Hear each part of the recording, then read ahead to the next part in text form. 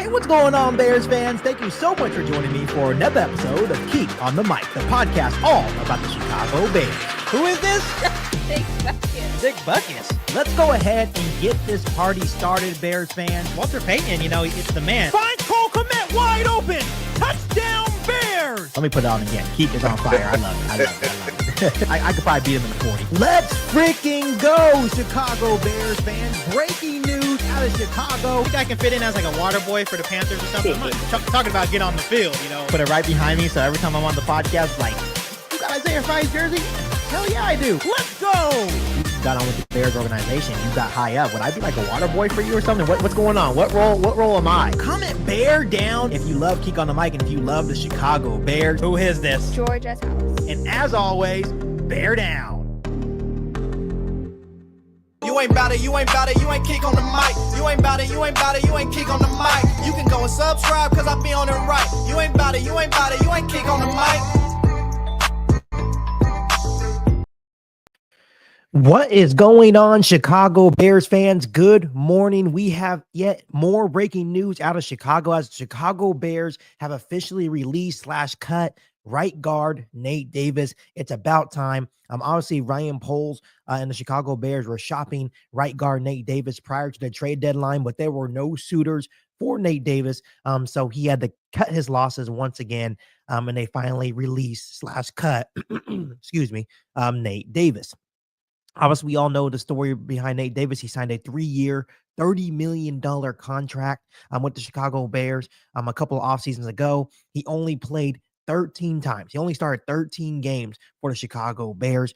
It was constant injuries, constant personal reasons. He barely practiced at all. It was just a total misfire by Ryan Poles and the Chicago Bears. And now you start looking a little bit at Ryan Poles a little bit, right? And you're sitting here thinking like, man, he has a lot of misfires. Obviously, with the Nate Davis situation, 3 years, $30 million. He traded a second-round pick for Chase Claypool. That didn't work out. Then you look at head coach Matt Eberflus. That is a misfire. I think Ryan Poles should really be in some serious heat right now as Chicago Bears general manager. Obviously, he has done a lot of good stuff for the organization as well.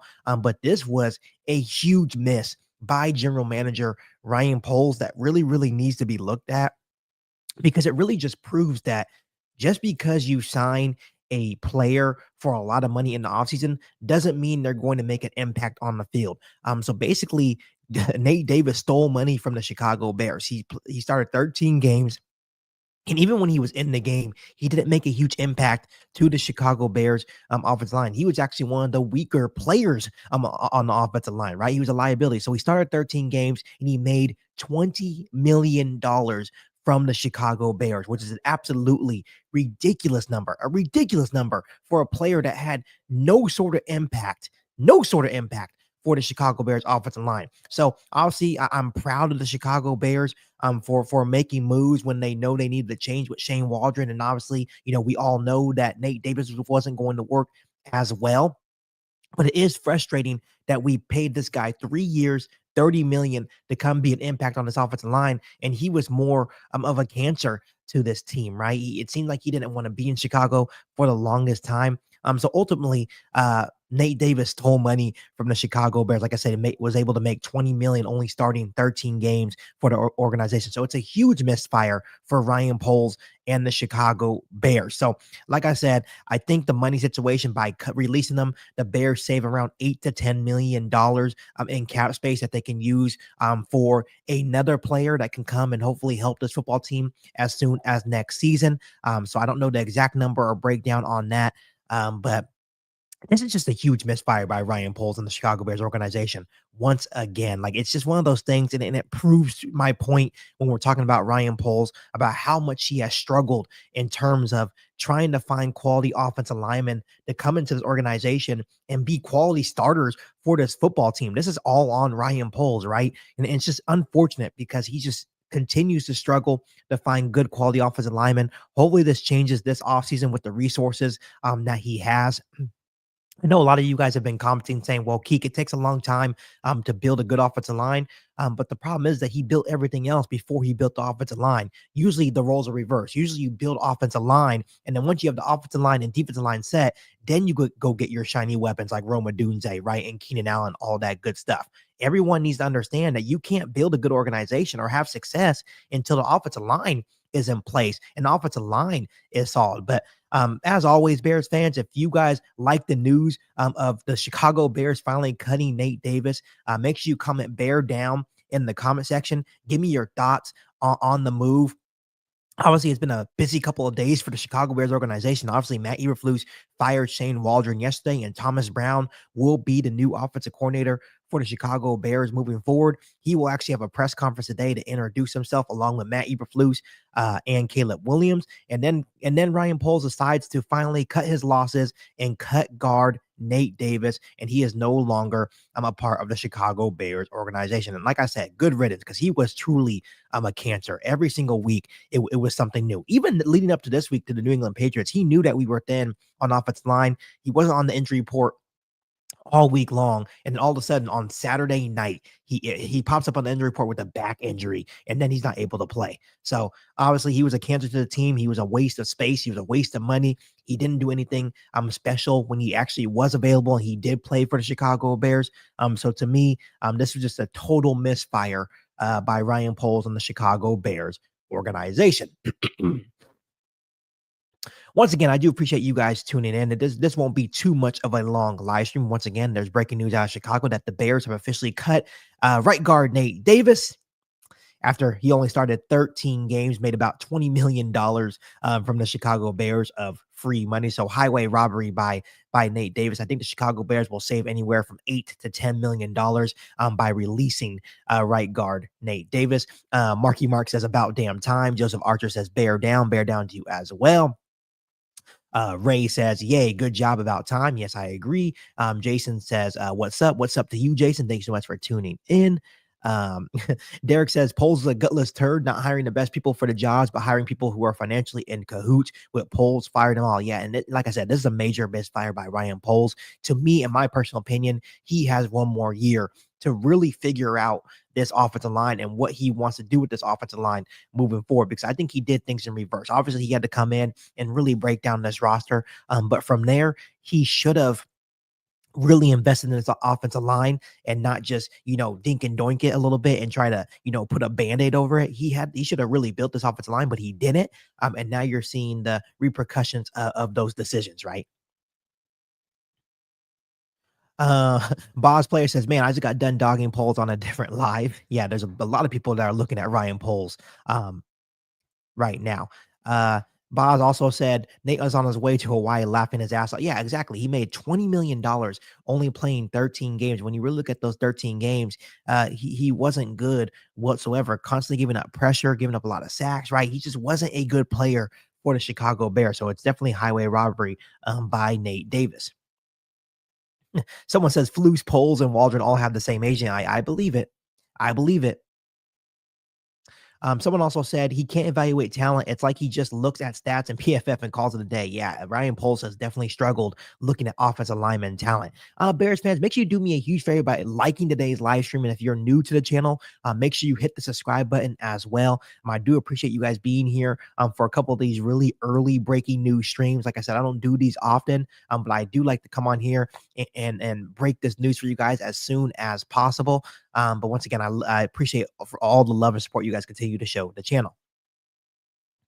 Someone says, do you think he brings in David Bakhtiari? It's unlikely, but you never know. I think that could definitely be an option. I think David Bakhtiari, even though he has had his struggles staying healthy and staying on the field, I think he would be a good depth option for the Chicago Bears to bring in and just be veteran leadership for some of these young guys we have on this offensive line as well. So it could definitely be an option. Derek says, get Mike Vrabel. I think that would be an interesting choice if they do, in fact, fire Matt Eberflus. Someone said it's the same thing they've been doing for decades. Yeah, it's been the same thing they've been doing for decades.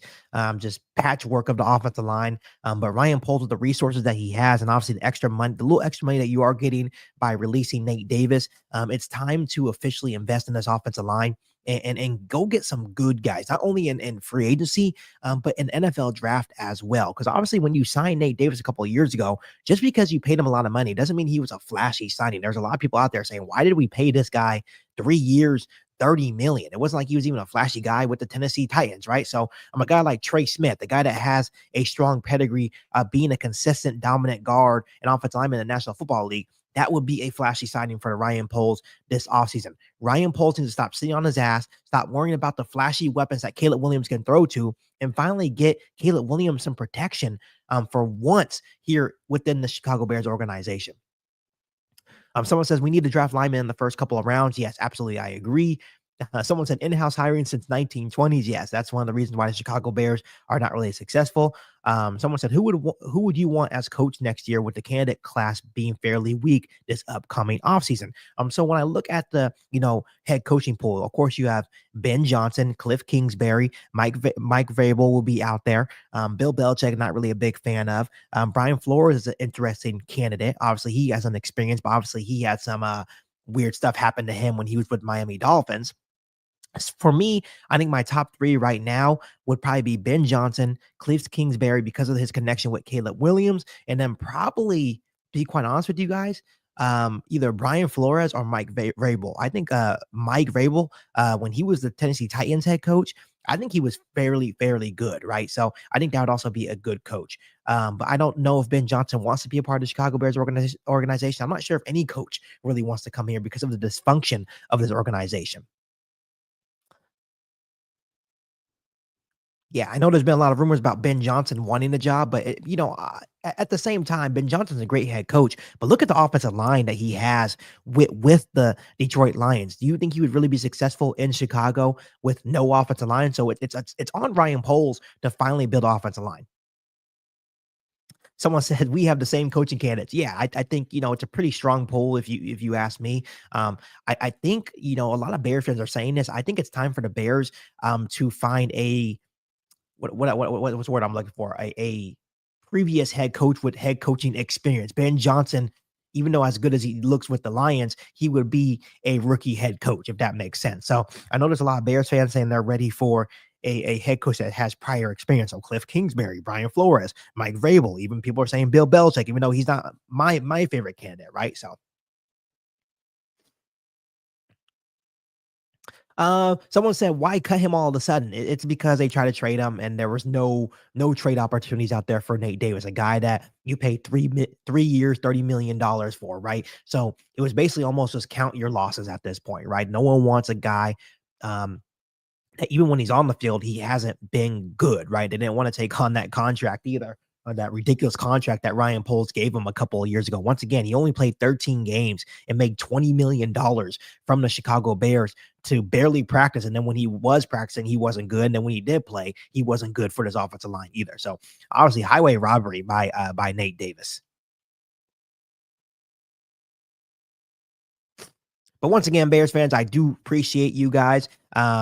I don't want to stay on here too long. I do appreciate you guys interacting with me and just being on here with me. Once again, the breaking news out of Chicago is the Bears have officially cut right guard Nate Davis after signing him to a 3-year, $30 million deal. He only played in 13 games, made $20 million from the Chicago Bears. It seems like the Bears will probably save around $8 to $10 million in cap space by making this move. They did report that they did try to trade Nate Davis, but there was no interest from any NFL teams. But as always, make sure you do me a huge favor by hitting the like button on this live stream. I'd really appreciate that. Make sure you hit the subscribe button as well. But other than that, I hope you guys have a great rest of your Wednesday. But once again, I do appreciate all the love and support you guys continue to show the channel. And, it's Packers week. So try to stay up, try to stay motivated. Make sure you tune in to Thomas Brown's press conference, and maybe we'll hop on a live stream later today. But once again, I love every single one of you guys. And as always, bear down. Have a good day, guys.